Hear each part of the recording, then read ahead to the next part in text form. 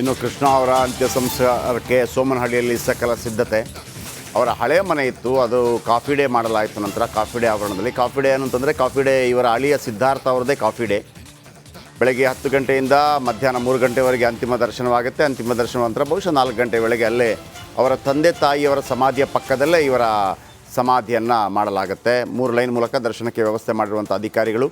VVIPಗಳಿಗಾಗಿ ವಿಶೇಷ ಗ್ಯಾಲರಿಯ ನಿರ್ಮಾಣ. ಇನ್ನು ಕೆಲವೇ ಕ್ಷಣಗಳಲ್ಲಿ ಐ ಥಿಂಕ್ ಆದಿಚುಂಚನಗಿರಿಯ ನಿರ್ಮಲಾನಂದ ಸ್ವಾಮೀಜಿಗಳು ಕೂಡ ಪಾರ್ಥಿವ ಶರೀರ ದರ್ಶನವನ್ನು ಮಾಡಲಿದ್ದಾರೆ ಅಂತ ಅಂದ್ಕೊಂಡಿದ್ದೀನಿ. ಇದು ಸೋಮನಹಳ್ಳಿ ಮಂಡ್ಯದಿಂದ ನೇರ ಪ್ರಸಾರದಲ್ಲಿ ನೋಡ್ತಾ ಇದ್ದೀರಿ.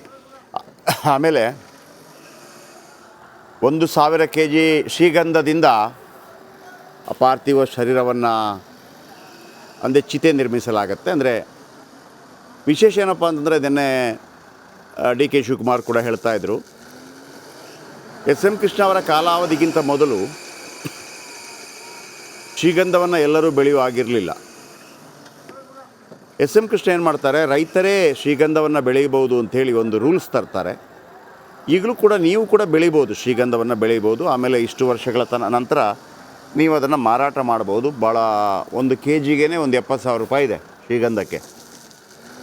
ಆದರೆ ವಿಶೇಷ ಏನಪ್ಪ ಅಂತಂದರೆ ನೀವು ಅಲ್ಲಿ ತನಕ ಮೇಂಟೈನ್ ಮಾಡೋಕ್ಕಾಗೋದಿಲ್ಲ. ಮೇಂಟೈನ್ ಮಾಡೋದಿದ್ರೆ ಮಾಡ್ಬೋದು, ಭಾಳ 1 ಎಕರೆ 2 ಎಕರೆ 3 ಎಕರೆ ಜಾಗದಲ್ಲಿ ಮಾಡ್ಬೋದು.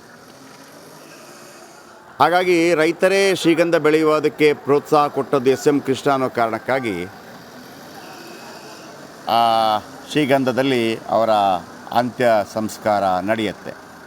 ಓಕೆ, ನಮ್ಮ ಮಂಡ್ಯ ಪ್ರತಿನಿಧಿ ಇನ್ನಷ್ಟು ಹೆಚ್ಚಿನ ಮಾಹಿತಿ ಕೊಡ್ತಾರೆ ಇದರ ಬಗ್ಗೆ. ಎಸ್, ಹೇಗಿದೆ, ಹೇಗೆಲ್ಲ ವ್ಯವಸ್ಥೆಗಳನ್ನು ಮಾಡಲಾಗಿದೆ ಆನಂದ್ ಸೋಮನಹಳ್ಳಿಯಲ್ಲಿ? ಅಂದರೆ ಅಷ್ಟು ಜನ ಬರುವಂಥ ವ್ಯವಸ್ಥೆಗಳಿದೆಯಾ? ಯಾಕೆಂದರೆ ಈ ಹಿಂದೆ ಕೂಡ ನಾವು ಮಂಡ್ಯದಲ್ಲಿ ಅಂಬರೀಷ್ ಅವರ ಅಂತಿಮ ಸಂಸ್ಕಾರ ಅಥವಾ ಅವರ ಒಂದು ಪಾರ್ಥಿವ ಶರೀರದ ದರ್ಶನಕ್ಕೆ ಒಂದು ಅವಕಾಶ ಇತ್ತು. ನಂತರ ಅದನ್ನು ಬೆಂಗಳೂರಿಗೆ ಕರೆತರಲಾಯಿತು, ಬೇರೆ ವಿಚಾರ. ಸೊ ಹಾಗಿರುವಾಗ ನಿಯರ್ ಬೈ ನಮಗೆ ಅಂದರೆ ಮಂಡ್ಯದಲ್ಲಿ ಆಗಿರುವಂಥ ಈ 2 ಘಟನಾವಳಿಗಳ ಬಗ್ಗೆ ಸ್ವಲ್ಪ ನೆನಪಿದೆ. ಹಾಗಿರುವಾಗ ಸೋಮನಹಳ್ಳಿಯಲ್ಲಿ, ಮದ್ದೂರು ಸೋಮನಹಳ್ಳಿಯಲ್ಲಿ ಯಾವ ರೀತಿ ವ್ಯವಸ್ಥೆಗಳನ್ನು ಮಾಡಲಾಗಿದೆ ಅಂತ. ವ್ಯವಸ್ಥೆ ಆಗಲಿಕ್ಕಿಲ್ಲ, ಆದರೆ ವ್ಯವಸ್ಥೆಗಳ ಅಷ್ಟು ಜಾಗ ಇದೆಯಾ ಅಲ್ಲಿ ಅಂತ.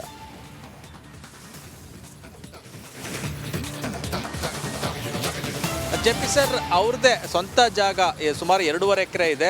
ಮೇನ್ ರೋಡ್ಗೆ ಹೊಂದಿಕೊಂಡಂತೆ ಇರೋದ್ರಿಂದ ಇಲ್ಲೇ ಸೂಕ್ತ ಜಾಗ ಅಂತ ಹೇಳಿ ಅಂತ್ಯಕ್ರಿಯೆಗೆ ವ್ಯವಸ್ಥೆ ಮಾಡಿಕೊಟ್ಟಿರುವಂಥದ್ದು. ಇಲ್ಲಿಂದ 1.5 ಕಿಲೋಮೀಟರ್ ದೂರದಲ್ಲಿ ಅವರ ತಂದೆ ತಾಯಿ ಹಾಗೂ ಸಹೋದರನ ಸಮಾಧಿಗಳಿರುವಂಥದ್ದು. ಅಲ್ಲಿ ಎಜುಕೇಷನ್ ಟ್ರಸ್ಟ್ ಇದೆ ಅವ್ರದ್ದು, ಅವ್ರ ಕುಟುಂಬಸ್ಥರದ್ದು. ಅಲ್ಲಿ ಹಿಂದೆ ಅವರ ತಂದೆ ತಾಯಿ ಅಲ್ಲೆಲ್ಲನೂ ಅಲ್ಲಿ ಅಂತ್ಯಕ್ರಿಯೆ ಮಾಡಲಾಗಿತ್ತು. ಆದರೆ ಆ ಸ್ಥಳದಲ್ಲಿ ಮಾಡ್ತಾ ಇಲ್ಲ. ಅದ್ರ ಬದಲಿಗೆ ಅವರು ಇಷ್ಟವಾದಂಥ ಸ್ಥಳ ಕಾಫಿ ಡೇಗೂ ಮೊದಲು ಅವ್ರದ್ದೊಂದು ಮನೆ ಇತ್ತು, ತೊಟ್ಟಿ ಮನೆಯನ್ನು ಮಾಡ್ಕೊಂಡಿದ್ರು.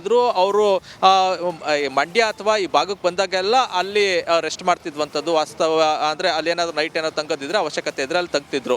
ಅದಾದ ನಂತರ ಅವರ ಹಳಿಯ ಸಿದ್ಧಾರ್ಥ ಅವ್ರಿಗೆ ಅದನ್ನು ಬಿಟ್ಕೊಟ್ರು. ಅದಾದ ನಂತರ ಅದು ಏನು ಕಾಫಿ ಡೇ ಆಗಿ ಪರಿವರ್ತನೆ ಆಗಿತ್ತು. ಕಾಫಿ ಡೇ ಆಗಿ ಪರಿವರ್ತನೆ ಆದರೂ ಕೂಡ ಅವರು ಇಲ್ಲಿಗೆ ಬಂದಂಥ ಸಂದರ್ಭದಲ್ಲಿ ಆದರೂ ಕೂಡ ಏನು ಸೋಮನಹಳ್ಳಿ ಮಾತ್ರ ಅಲ್ಲ, ಮೈಸೂರು ಭಾಗಕ್ಕೆ ಬಂದಾಗೆಲ್ಲ ಅವರು ಮಿಸ್ ಮಾಡದಂತೆ ಈ ಸ್ಥಳಕ್ಕೆ ಬಂದು ಹೋಗ್ತಿದ್ರು. ಕನಿಷ್ಠ ಒಂದು ಅರ್ಧ ಗಂಟೆನಾದರೂ ಕೂತಿ ಅವರು ಒಂದಷ್ಟು ಚರ್ಚೆ, ಒಡನಾಟಿಗಳೊಂದಿಗೆ ಒಂದಷ್ಟು ಚರ್ಚೆ ಮಾಡಿದ್ರೆ ಅವ್ರಿಗೆ ಸಮಾಧಾನ. ಆ ರೀತಿ ಅವರು ಇಲ್ಲಿ ನಡ್ಕೊಳ್ತಿದ್ರು. ಅದೇ ಸ್ಥಳದಲ್ಲಿ ಅಂತ್ಯಕ್ರಿಯೆಯನ್ನು ನಡೆಸಬೇಕು ಅಂತ ಹೇಳಿ ಅವರ ಕುಟುಂಬಸ್ಥರೆಲ್ಲ ನಿರ್ಧಾರ ಮಾಡ್ಕೊಂಡಿದ್ರು. ಅದೇ ರೀತಿ ಈಗ ಸಕಲ ಸಿದ್ಧತೆಗಳಾಗಿರುವಂಥದ್ದು. ಸುಮಾರು 10-10:30 ಒಳಗಡೆ ಇಲ್ಲಿಗೆ ಪಾರ್ಥಿವ ಶರೀರ ಬರುವಂಥದ್ದು.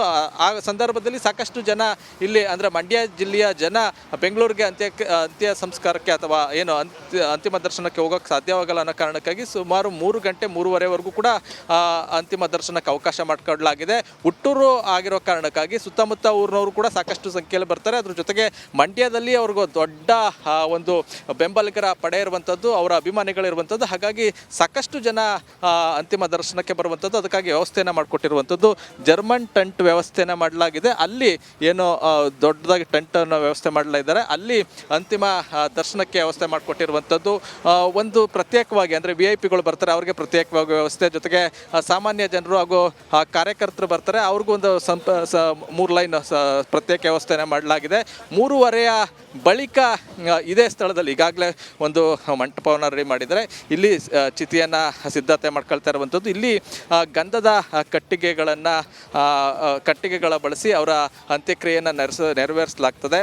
ಖ್ಯಾತ ವೈದಿಕ ಭಾನುಪ್ರಕಾಶ್ ಶರ್ಮಾ ಅವರ ತಂಡ, ಅಂದರೆ ಸುಮಾರು 15 ವೈದಿಕರ ತಂಡದಿಂದ ಅಂತಿಮ ವಿಧಿವಿಧಾನಗಳು ನಡೆಯುವಂಥದ್ದು. ಸಕಲ ಸರ್ಕಾರಿ ಗೌರವಗಳು ಸಲ್ಲಿಕೆ ಆದ ನಂತರ ವಿಧಿವಿಧಾನಗಳ ಅಂದರೆ ಒಕ್ಕಲಿಗ ಸಂಪ್ರದಾಯದಂತೆ ವಿಧಿವಿಧಾನಗಳನ್ನು ನೆರವೇರಿಸುವಂಥದ್ದು. ಜೊತೆಗೆ ಅವರ ಕುಟುಂಬಸ್ಥರು ಕೂಡ ಕೂತ್ಕೊಳ್ಳೋದಕ್ಕೆ ವ್ಯವಸ್ಥೆಯನ್ನು ಮಾಡಲಾಗಿದೆ. ಇಲ್ಲಿ ಏನು ಕಾಫಿ ಡೇಗೆ ಹೊಂದಿಕೊಂಡಂಥ ಜಾಗದಲ್ಲಿ ಅವ್ರ ಕುಟುಂಬಸ್ಥರು ಮಾತ್ರ ಕೂತ್ಕೊಳ್ಳೋದಕ್ಕೆ ಆಸನದ ವ್ಯವಸ್ಥೆಯನ್ನು ಮಾಡಿರುವಂಥದ್ದು. ಮತ್ತೊಂದು ಕಡೆ ಏನು CM ಸೇರಿದಂತೆ ಸಾಕಷ್ಟು ಗಣ್ಯರು ಜೊತೆಗೆ ಸಾಧು ಸಂತರು ಕೂಡ ಬರ್ತಾರೆ. ಅವ್ರಿಗೆ ಈ ಒಂದು ವ್ಯವಸ್ಥೆ ಇಲ್ಲಿ ಏನು ಒಂದು ಜರ್ಮನ್ ಟೆಂಟನ್ನು ಹಾಕಿರುವಂಥದ್ದು, ಇಲ್ಲಿ ಆಸನದ ವ್ಯವಸ್ಥೆಯನ್ನು ಮಾಡಿರುವಂಥದ್ದು. ಸಾಕಷ್ಟು ಮಠಾಧೀಶರಿರ್ಬೋದು, ಜೊತೆಗೆ ಸಾಧು ಸಂತರುಗಳು ಬರ್ತಾರೆ. ಅವ್ರಿಗೂ ಕೂಡ ಅಲ್ಲಿ ಕೂತ್ಕೊಂಡು ಅಂತಿಮ ವಿಧಿವಿಧಾನಗಳನ್ನು ನೋಡೋದಕ್ಕೆ ವ್ಯವಸ್ಥೆಯನ್ನು ಮಾಡಿರುವಂಥದ್ದು. ಇನ್ನೊಂದಷ್ಟು ಸಿದ್ಧತೆಗಳಾಗ್ತಾ ಇದೆ. ಪಾರ್ಥಿವ ಶರೀರ ಬರೋಷ್ಟೊಳಗೆ ಬಹುತೇಕ ಎಲ್ಲ ಸಿದ್ಧತೆಗಳು ಮುಗಿಯುವಂಥದ್ದು. ಆದ ನಂತರ ಅಂತ್ಯಕ್ರಿಯೆಗೆ ಏನೇನು ಬೇಕು ಅದೆಲ್ಲ ಸಕಲ ಸಿದ್ಧತೆಗಳು ಒಂದೊಂದಾಗಿ ನಡೀತಾ ಇರುವಂಥದ್ದು. ಒಟ್ಟಾರೆ ಇವತ್ತು ಸಾಕಷ್ಟು ಸಂಖ್ಯೆಯಲ್ಲಿ ಸಾರ್ವಜನಿಕರು ಅಂತಿಮ ದರ್ಶನಕ್ಕೆ ಬರ್ತಾರೆ. ಅದಕ್ಕಾಗಿ ಸಕಲ ಸಿದ್ಧತೆಗಳು ಮಾಡ್ಕೊಂಡಿದೆ ಜಿಲ್ಲಾಡಳಿತ. ಒಂದು ಕಡೆ ಸಾಕಷ್ಟು ಸಿದ್ಧತೆಯನ್ನು ಮಾಡ್ಕೊಂಡಿದ್ರೆ ಜನ ಬರೋದ್ರಿಂದ ಒಂದಷ್ಟು ಯಾವುದೇ ರೀತಿ ತಳ್ಳಾಟನು ಅಥವಾ ಅಹಿತಕರ ಘಟನೆಗಳು ನಡೀಬಾರ್ದು ಅನ್ನೋ ಕಾರಣಕ್ಕೆ ಪೊಲೀಸ್ ವಲಯಕ್ಕೂ ಕೂಡ ಸಕಲ ಸಿದ್ಧತೆಯನ್ನು ಮಾಡ್ಕೊಂಡಿರುವಂಥದ್ದು. 1,000ಕ್ಕೂ ಹೆಚ್ಚು ಪೊಲೀಸ್ ಸಿಬ್ಬಂದಿಯನ್ನು ನಿಯೋಜನೆ ಮಾಡಲಾಗಿದೆ. JP sir. Okay, thank you. ಸೋಮನಹಳ್ಳಿಯಿಂದ ನೇರ ಪ್ರಸಾರ. ಮತ್ತೊಂದು ಕಡೆ ಆದಿಚುಂಚನಗಿರಿ ಮಠಾಧೀಶರು ನಿರ್ಮಲಾನಂದ ಶ್ರೀಗಳು ಪಾರ್ಥಿವ ಶರೀರದ ಅಂತಿಮ ದರ್ಶನವನ್ನು ಪಡೀತಾ ಇದ್ದಾರೆ. ಇನ್ನು ಕೆಲವೇ ಕ್ಷಣಗಳಲ್ಲಿ ಐ ಥಿಂಕ್ ಆಮೇಲೆ ಅಶ್ವಥ್ ನಾರಾಯಣ ಅವರು ಕೂಡ ಇದ್ದಾರೆ. ಮಾಜಿ ಉಪಮುಖ್ಯಮಂತ್ರಿ, ಕರ್ನಾಟಕ ಸರ್ಕಾರ, ಸದಾಶಿವನಗರ ನಿವಾಸದಲ್ಲಿ ಪಾರ್ಥಿವ ಶರೀರವನ್ನು ಇರಿಸಲಾಗಿದೆ. ಅಲ್ಲಿಂದ ಸೋಮನಹಳ್ಳಿಗೆ, ಎಲ್ಲಿಂದ ಬಂದರೋ ಅಲ್ಲಿಗೆ. ಕೃಷ್ಣ ಅವರ ಅಜ್ಜ ಕೂಡ ರಾಜಕೀಯದಲ್ಲಿ ಬಹಳ ಸಕ್ರಿಯರಾಗಿದ್ದರು. ಹಾಗಾಗಿ ಒಂದು ಶ್ರೀಮಂತ ಕುಟುಂಬ. SM ಕೃಷ್ಣ ಈ ಜನರ ನಡುವಿನಿಂದ ಎದ್ದು ಬಂದಂಥ ನಾಯಕ ಅಲ್ಲ. ದೇವೇಗೌಡರ ಥರ, ಯಡಿಯೂರಪ್ಪನವ್ರ ಥರ ಆ ಥರ ಅಲ್ಲ. ಒಂದು ರೀತಿಯಲ್ಲಿ ಆಲ್ರೆಡಿ ಅವರ ಫ್ಯಾಮಿಲಿನೇ ಭಾಳ ಶ್ರೀಮಂತ ಫ್ಯಾಮಿಲಿ ಆಗಿತ್ತು.